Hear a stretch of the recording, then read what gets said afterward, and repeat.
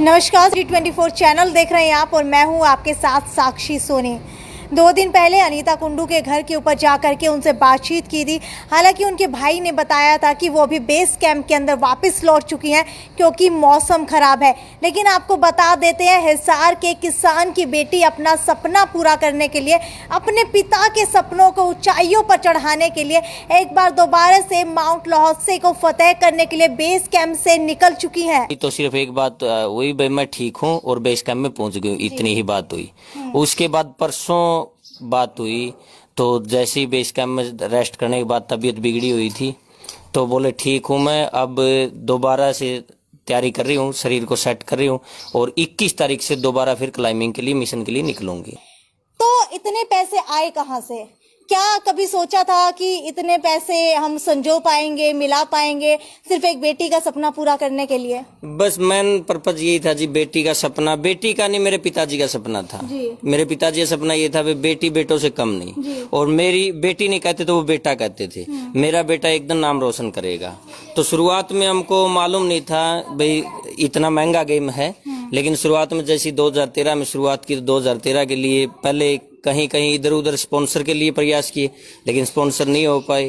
फिर आसपास से कहीं जानकार से कहीं कहीं से पैसा उठा के फिर किया। उसके बाद ये थी भाई हाँ, शुरुआत में जैसे करेंगी और गेम में जैसे स्पॉन्सर कर देती कंपनियां बाद में या सरकार। अनीता कुंडू के बारे में बात करें तो अनीता कुंडू बचपन के अंदर कैसी थी?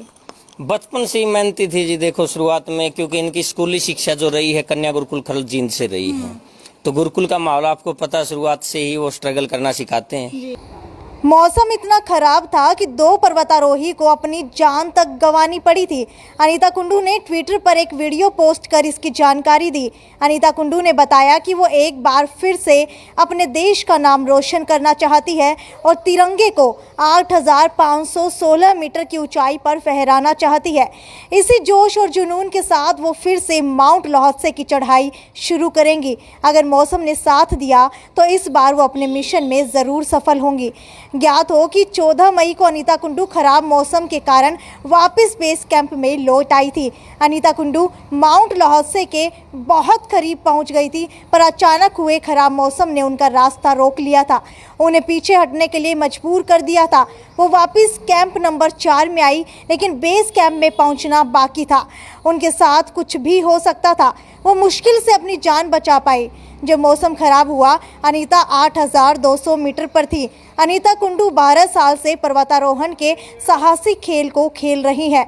उन्होंने हिंदुस्तान की अनेक चोटियों को फतेह करते हुए दुनिया के सबसे ऊंची चोटी माउंट एवरेस्ट को कुल 2 बार फतेह किया है। वो नेपाल और चीन दोनों ही रास्तों से माउंट एवरेस्ट को फतेह करने वाली हिंदुस्तान की पहली बेटी बनी। उन्होंने सभी महाद्वीपों के ऊंचे शिखरों को भी फतेह किया है। सभी देशवासियों को नमस्कार। आशा करती हूँ आप सभी स्वस्थ होंगे। आज रात को निकल रही हूँ समिट के लिए। वेदर ने साथ दिया, स्वास्थ्य ने साथ दिया, तो कोशिश है कि 24 तारीख को अपने देश की आन बान शान तिरंगा माउंट लोत्से पर लहराने में कामयाब रहूं। आशा करती हूँ कि आप सभी दुआएं करेंगे और वह दुआएं मेरी ताकत बनेगी।